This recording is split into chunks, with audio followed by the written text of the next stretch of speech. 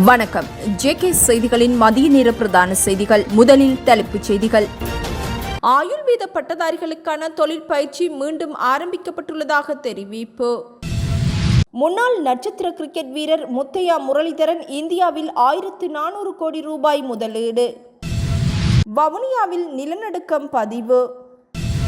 அமைச்சர் விஜயதாச ராஜபக்சவை அரசாங்கத்திலிருந்து வெளியேறுமாறு ஜனாதிபதி அழுத்தம். எதிர்வரும் 26ஆம் தேதி சுகையின போராட்டத்தில் ஈடுபடவுள்ளதாக இலங்கை ஆசிரியர் சங்கம் அறிவிப்பு. பாடசாலைகளுக்கிடையிலான பளுதூக்கும் போட்டியில் திருகோணமலை மாணவிகள் சாதனை.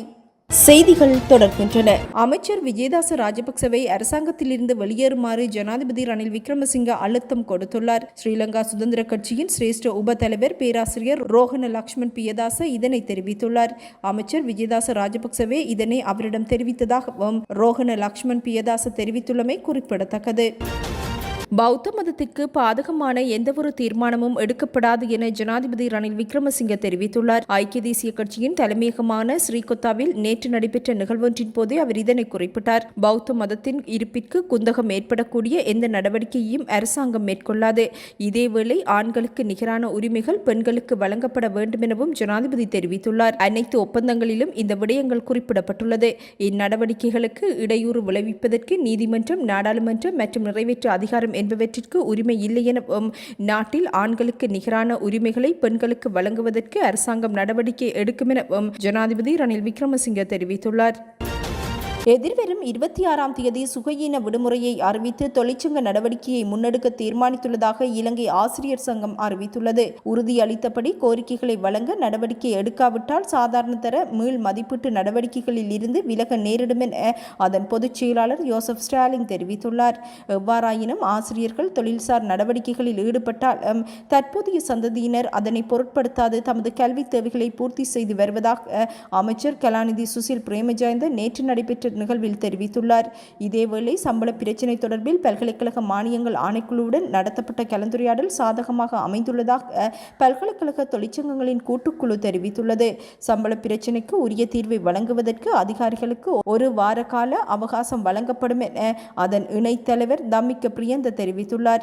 இதேவேளை இன்று முதல் பல்கலைக்கழகத்திற்கு சத்தியாகிரக போராட்டம் ஒன்றை ஆரம்பிக்க உள்ளதாக, தீர்வு கிடைக்காவிடின் சத்தியாகிரக போராட்டத்தை கொழும்பிற்கு கொண்டுவர உள்ளதாகவும் தம்மிக்க பிரியந்த தெரிவித்துள்ளார். நாட்டில் ஏற்பட்டுள்ள நெருக்கடி காரணமாக இடைநிறுத்தப்பட்டிருந்த ஆயுர்வேத பட்டதாரிகளுக்கான தொழிற்பயிற்சி மீண்டும் ஆரம்பிக்கப்பட்டுள்ளதாக சுதேச வைத்திய ராஜாங்க அமைச்சர் சிசிர ஜாயக்கோடி தெரிவித்துள்ளார். ஜனாதிபதி ஊடக மையத்தில் நேற்று இடம்பெற்ற ஊடக சந்திப்பின் போது அவர் இதனை குறிப்பிட்டார். கடந்த காலங்களில் ஏற்பட்ட பல்வேறு நெருக்கடிகள் காரணமாக பல்கலைக்கழகங்களில் ஆயுர்வேத பட்டதாரிகளின் தொழிற்பயிற்சிகள் தாமதமாகின. 207 ஆயுர்வேதம், சித்தா, யுனானி பட்டதாரிகளுக்கு மாதாந்தம் 67,500 ரூபாவுடன் கடந்த 3ஆம் தேதி முதல் பயிற்சி ஆரம்பிக்கப்பட்டுள்ளது. 153 பட்டதாரிகளுக்கான பயிற்சி ஆகஸ்ட் 12ஆம் தேதிக்குள் ஆரம்பிக்கப்படும். இதன்படி 418 பட்டதாரிகளுக்கு பயிற்சி அளிக்க ஆயுர்வேத திணைக்களம் நடவடிக்கை எடுத்துள்ளது. இதற்காக அரசாங்கம் 320 மில்லியன் ரூபாவை செலவிடவுள்ளது.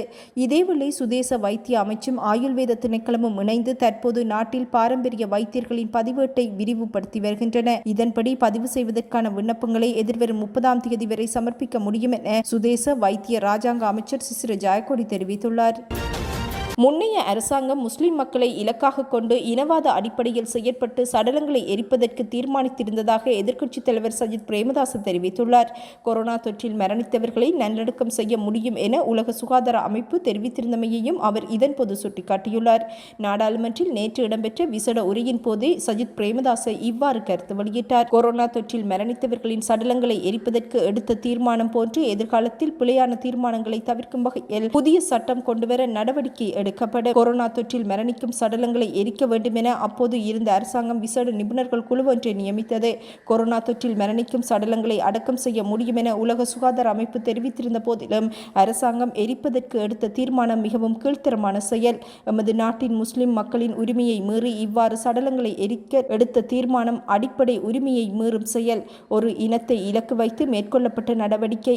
இந்நடவடிக்கைக்கு எதிராக அப்போதிருந்த அரசாங்கத்தின் மிக மோசமான இந்த தீர்மானத்திற்கு எதிராக எதிராக ஆரம்பமாக வீதிக்கு இறங்கி போராடியது ஐக்கிய மக்கள் சக்தி கூட்டணியாகும். நாட்டின் ஒரு இனத்திற்கு மாத்திரம் எதிராக திட்டமிட்டு இனவாதமாக செயற்படும் வகையில் கொரோனா தொற்றில் மரணித்தவர்களை எரிக்க வேண்டும் என தீர்மானம் மேற்கொண்டவர்கள் யார் என்பதை தேடி பார்த்து அவர்களுக்கு எதிராக நடவடிக்கை எடுக்க வேண்டும் என ஜனாதிபதியை கேட்டுக்கொள்வதாகவும் எதிர்க்கட்சித் தலைவர் சஜித் பிரேமதாச தெரிவித்துள்ளார். களுத்துறை வாதுவை பிரதேசத்தில் உள்ள வீடொன்றிற்குள் அத்துமுறி நுழைந்த 2 கொள்ளையர்கள் அங்கிருந்த வயோதிப பெண்ணை கயிற்றினால் கட்டி வைத்துவிட்டு கொள்ளையிட்டு சென்றுள்ளனர். வீட்டில் இருந்த பெறுமதியான பொருட்களை கொள்ளையிட்டு கொள்ளையர்கள் தப்பிச் சென்றுள்ளதாக வாதுவை போலீசார் தெரிவித்துள்ளனர். களுத்துறை வாதுவை பிரதேசத்தைச் சேர்ந்த 64 வயதுடைய வயோதிப பெண்ணொருவரே இச்சம்பவத்திற்கு முகம் கொடுத்துள்ளார். சம்பவத்தின் போது வயோதிப பெண் வீட்டில் தனியாக இருந்த நிலையில் கத்தியுடன் வீட்டிற்குள் அத்துமுறி நுழைந்த 2 கொள்ளையர்கள் வீட்டில் இருந்த தொலைக்காட்சி பெட்டி, கையெடுக்க தொலைபேசி மற்றும் பணம் உள்ளிட்ட பொருட்களை கொள்ளையிட்டு சென்றுள்ளனர். சம்பவம் தொடர்பில் வாதுவை போலீசார் விசாரணைகளை முன்னெடுத்துள்ளனர். பாடசாலைகளுக்கு இடையிலான தேசிய மட்ட பளுதூக்கும் போட்டியில் திருகோணமலை ஸ்ரீ சண்முக இந்து மகளிர் கல்லூரி மாணவிகள் 1ஆம், 2ஆம், 3ஆம் இடங்களை பெற்று பாடசாலைக்கு பெருமை சேர்த்துள்ளனர். இதன்போது 16 வயதின் கீழ் பங்கு பெற்றிய சி ஹரிணி 1ஆம் இடத்தை பெற்று தங்கப்பதக்கத்தையும், எஸ் கிஷோதிகா 18 வயதினருக்கு கீழ்ப்பட்ட பிரிவில் 2ஆம் இடத்தை பெற்று வெள்ளிப்பதக்கத்தையும், வி பிரஷா 18 வயதினருக்கு கீழ் பிரிவில் பங்கு பெற்று 3ஆம் இடத்தை பெற்று வெண்கலப் பதக்கத்தையும் பெற்றுக் கொண்டிருந்தனர். இலங்கை அணியின் முன்னாள் நட்சத்திர வீரர் முத்தையா முரளிதரன் இந்தியாவின் கர்நாடக மாநிலத்தில் 1400 கோடி இந்திய ரூபாய் பணத்தினை முதலீடு செய்யவுள்ளதாக கர்நாடக பெரிய மற்றும் நடுத்தர தொழில்துறை அமைச்சர் பாட்டீல் தெரிவித்துள்ளார். கர்நாடகாவின் பாடானா குப்பியின் சமாரா ஜனகரா மாவட்டத்தில் நிறுவப்படவுள்ள மென்பான உற்பத்தி நிறுவனம் ஒன்றினை நிறுவும் நோக்கில் இந்த முதலீடு மேற்கொள்ளப்படவுள்ளது. இது குறித்து முரளிதரனுடன் தாம் பேச்சுவார்த்தை நடத்தியதாக கூறியுள்ள அவர், முத்தையா மென்பானம் மற்றும் இனிப்பு பண்டங்கள் என்ற பண்டக்குறியின் பெயரில் இத்தொழிற்சாலை உற்பத்திகள் செய்யப்படவுள்ளதாக தெரிவித்துள்ளார். ஆரம்பத்தில் இந்த உற்பத்தி தொழிற்சாலை 230 கோடி ரூபாய் முதலீட்டில் முன்னெடுக்கப்படவிருந்ததாகவும் இத்திட்டத்திற்காக ஏற்கனவே 46 ஏக்கர் நிலம் ஒதுக்கப்பட்டுள்ளதாகவும் உற்பத்தி நடவடிக்கைகள் 2025 ஜனவரி மாதத்தில் ஆரம்பிக்கப்படும் எனவும் கர்நாடகாவின் பெரிய மற்றும் நடுத்தர தொழில்துறை அமைச்சர் பாட்டீல் தெரிவித்துள்ளார். வவுனியாவில் திடீர் நிலநடுக்கம் ஏற்பட்டுள்ளதாக புவியியல் ஆய்வு மையம் மற்றும் சுரங்க பணியகம் தெரிவித்துள்ளது. இந்நிலநடுக்கம் நேற்றிரவு 10:55 முதல் 11:10 மணி வரை நீடித்ததாகவும் புவியியல் ஆய்வு மற்றும் சுரங்க பணியகம் தெரிவித்துள்ளது. வவுனியா, மதவாச்சி உள்ளிட்ட பிரதேசங்களில் நில அதிர்வு உணரப்பட்டுள்ளது. இது 2.3 ரிக்டர் அளவுகோலில் பதிவானதாகவும் அறிவிக்கப்பட்டுள்ளது. கல்லேகல, மககனதராவ, ஹக்மன ஆகிய நிலநடுக்க மையங்களில் இந்த நில அதிர்வு பதிவாகியுள்ளது. இந்நில அதிர்வு வவுனியா மக்களால் உணரப்பட்டதாக அறிவிக்கப்பட்டுள்ளது.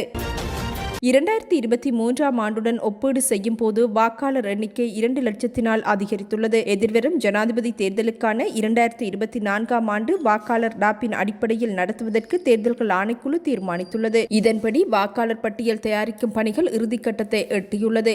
எதிர்வரும் ஜூலை மாதம் 15ஆம் தேதி இறுதிப்பட்டியல் கையொப்பமிட்டு வெளியிடப்படவுள்ளது. இந்நிலையில் 2023ஆம் ஆண்டு வாக்காளர் எண்ணிக்கையுடன் ஒப்பீடு செய்யும் போது இவ்வாண்டு 2 லட்சம் புதிய வாக்காளர்கள் இணைக்கப்பட்டுள்ளனர். அடுத்த மாதம் 17ஆம் தேதியின் பின்னர் ஜனாதிபதி தேர்தல் தொடர்பில் தீர்மானிப்பதற்கான அதிகாரம் தேர்தல்கள் ஆணைக்குழுவிற்கு உள்ளதாகவும் தெரிவிக்கப்பட்டுள்ளது. இதன்படி ஜூலை மாத இறுதியில் ஜனாதிபதி தேர்தல் குறித்த வர்த்தமானி அறிவித்தல் அநேகமாக வெளியிடப்படும் எனவும் அரசியல் வட்டாரங்கள் தகவல் வெளியிட்டுள்ளன.